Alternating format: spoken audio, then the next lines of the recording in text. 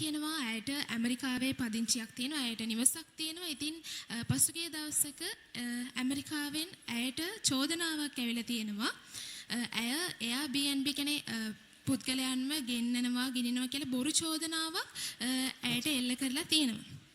ඉතින් ඇය ඒ වෙලාවේ ගොඩක් කලබල වෙලා තියෙනවා. මොකද ඇය ජීවත් වෙන්නේ ලංකාවේ. ඉතින් ඇයගේ ඇමරිකාවේ පදිංචිභාවය සම්බන්ධයෙන් ඒ වගේ ගැටලුවක් ඇවිල්ලා තියෙන නිසා.